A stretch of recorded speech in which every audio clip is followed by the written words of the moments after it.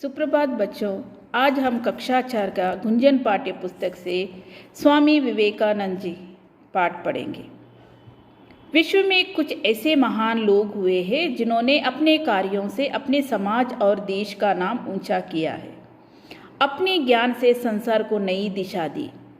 स्वामी विवेकानंद ऐसे ही संत थे जिन्होंने अपना सब कुछ मानव जाति के कल्याण के लिए भेंट कर दिया। आइए अभी हम उनके बारे में जानेंगे। अरे नरेंद्र, चतुर भिक्षुक की कहानी सुना दो। नहीं नहीं, गुरुजी आने वाले हैं, अभी तो उनके आने का समय है, जल्दी सुनाओ ना। केशव ने हट की। ठीक है, सुनो। नरेंद्र कहानी सुनाने लगा। श्रोता सहपाठी कहानी सुनने में मग्न हो गए। अध्यापक ने आकर पढ़ाना शुरू कर दिया और उन्हें पता ही ना लगा। अचानक अध्यापक का ध्यान कोने में बैठे उन चारों की तरफ गया। ये जब की कहानी है जब नरेंद्र स्कूल में पढ़ते थे, तो उन्हें है ना कहानी सुनाना, उनसे कहानी सुनने का है ना उनके दोस्तों को बहुत ही अच्छा लगता था। तो ऐसे ही उसके दो दोस्त है ना उनसे हट कर रहे थे कि उन्हें चतुर भिक्षुक की कहानी सुनाने की। स्वामी विवेकानंद नरेंद्र क्या कह रहा था? नहीं, अभी अध्यापक के आने का समय हो गया है। सहपाठी नहीं सुन रहे थे। तो उनके जिद के सामने नरेंद्र ने उन्हें कहानी सुनाना शुरू कर दिया। इतने में अध्यापक आ भी गए और पाठ पढ़ाना शुरू भी कर दिया। अचानक अध्यापक की नज़र कोने में बैठे उन छात्रों पर गया। क्या हो रहा है वहाँ? मैंने जो पढ़ाया है वह सुना है या नहीं? खड़े हो जाओ तुम चारों, मेरे प्रश्नों के उत्तर दो। अध्यापक ने सबसे प्रश्न पूछे। नरेंद्र को छोड़कर अन्य कोई उत्तर न दे सका। शिक्षक ने कहा, नरेंद्र को छोड़कर सभी खड़े हो रहो, कक्षा में बातें करने का दंड तो मिलना ही चाहिए। इतने में कोने में बैठे उन चारों पर अध्यापक की नज़र गई और उन्होंने, क्या हो रहा है वहाँ? मैंने जो पढ़ाया है वो सुना है तुमने? अध्यापक ने सबसे प्रश्न पूछे। उनमें से कोई भी उत्तर न दे सका। सिर्फ नरेंद्र ही उन प्रश्नों के उत्तर दिए। नरेंद्र को छोड़कर अध्यापक ने सभी छात्रों को दंड दिया। गुरुजी, मुझे भी दंड दीजिए, कहानी मैं ही सुना रहा था, नरेंद्र ने स्वीकारा। नरेंद्र की सच्चाई और ईमानदारी देखकर अध्यापक दंग रह गए। सच बोलने वाला यह बालक नरेंद्र आगे चलकर स्वामी विवेकानंद के नाम से प्रसिद्ध हुआ। गुरुजी, मुझे भी दंड दीजिए, कहानी तो मैं ही सुना रहा था, मुझे भी दंड दीजिए। ये सच्चा और ईमानदारी को देखकर अध्यापक दंग रह गए। और सच बोलने वाला यह बालक नरेंद्र आगे चलकर किस नाम से प्रसिद्ध हुए? स्वामी विवेकानंद जी के नाम से प्रसिद्ध हुए।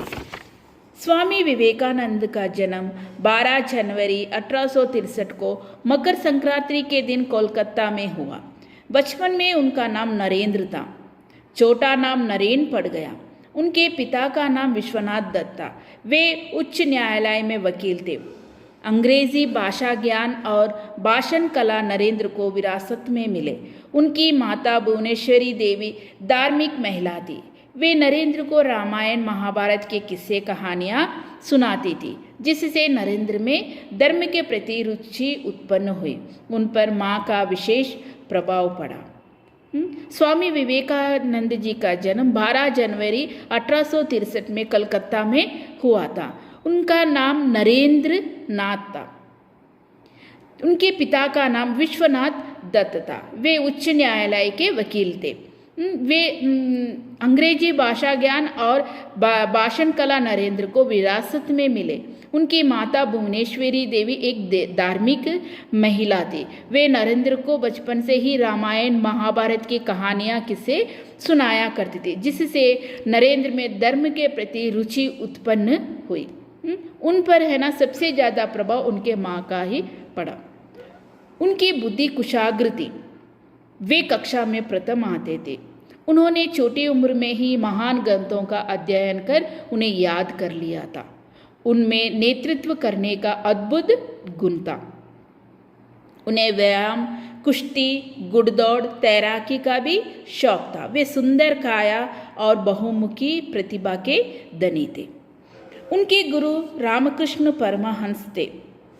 उनके गुरु कौन थे? रामकृष्ण परमहंस। उन्होंने नरेंद्र को विवेकानंद नाम दिया।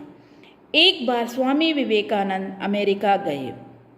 अमेरिका के शिकागो शहर में विभिन्न धर्मों के प्रतिनिधि अपने अपने धर्म के विषय में बताने आए थे। विवेकानंद ने भारत की ओर से अपना भाषण दिया। भाषण में उनके संबोधन भाइयों और बहनों को सुनकर सभा में तालियां गूंज उठी। अगले दिन उनके भाषण की चर्चा पूरे अमेरिका में हुई। उन्होंने अपने कार्यों और विचारों से विश्व में भारत का नाम रोशन किया।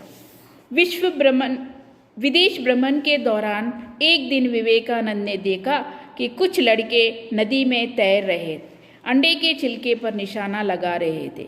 किसी को निशाना ठीक नहीं लग रहा था। विवेकानंद जी उनके पास गए और लगातार कई बार निशाने लगाए। उन लड़कों ने हैरानी से पूछा, आप ऐसे कैसे कर लेते हैं? सारे निशाने ठीक कैसे लगा दिए?